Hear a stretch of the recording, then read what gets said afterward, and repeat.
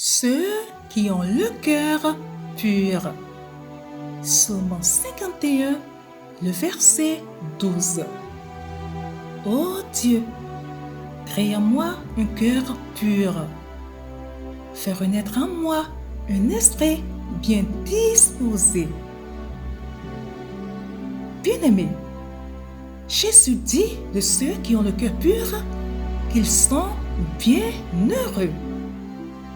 Mais cette pureté nous échappe. Il nous est bien difficile de garder nos pensées pures pendant longtemps. Nos sentiments sont entachés de motivations douteuses et de projets de petitesse et mesquinerie. Si nous sommes vraiment honnêtes avec nous-mêmes et envers notre Dieu, nous reconnaîtrons la vérité. La corruption est profondément ancrée en nous. Jésus sait que nous sommes incapables de rendre pur notre cœur et il nous propose de nous remplir de sa pureté à lui. Le Saint-Esprit réside en nous et comme son nom l'indique, il est saint. Malgré tout, la pureté de nos pensées varie de la même manière que notre amour pour lui fluctue. Que pouvons-nous dire ou faire pour éviter le découragement? Nous devons nous rappeler ce qui fait l'essence même de la pureté dans la Bible.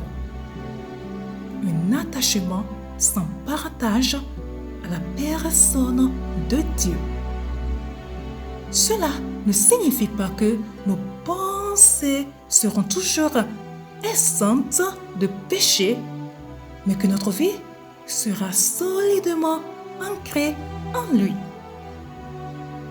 Lorsque le conflit entre égoïsme et altruisme résonnera dans nos cœurs, le zèle pour Dieu l'emportera. Peut-être chuchoterons-nous souvent, mais notre désir d'être agréable à Dieu doit rester ferme. L'esprit bien disposé doit être sans cesse renouvelé.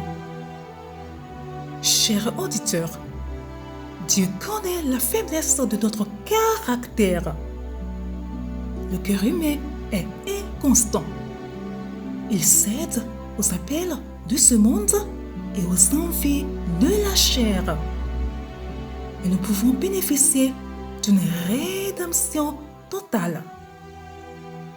Il est en mesure de sauver parfaitement ceux qui s'approchent de Dieu par lui, puisqu'il est toujours vivant pour intercéder en leur faveur auprès de Dieu.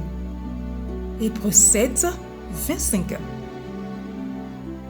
Bien-aimés, avons-nous oublié l'appel de notre Dieu saint? Il connaît nos imperfections, mais il passe par-dessus et nous appelle. Ceux qui ont le cœur pur, les amoureux inconditionnels de notre Sauveur, sont des personnes en chantier, en cours de réalisation. Mais ce travail ne s'arrête jamais. Cette dynamique ne change pas. Dieu montrera toujours plus de lui-même à ceux qui ont suffisamment goûté de lui pour désirer ardemment la pureté. S'il existe de la joie dans ce monde, l'homme au cœur pur la possède assurément. Très bonne méditation à vous. Shalom!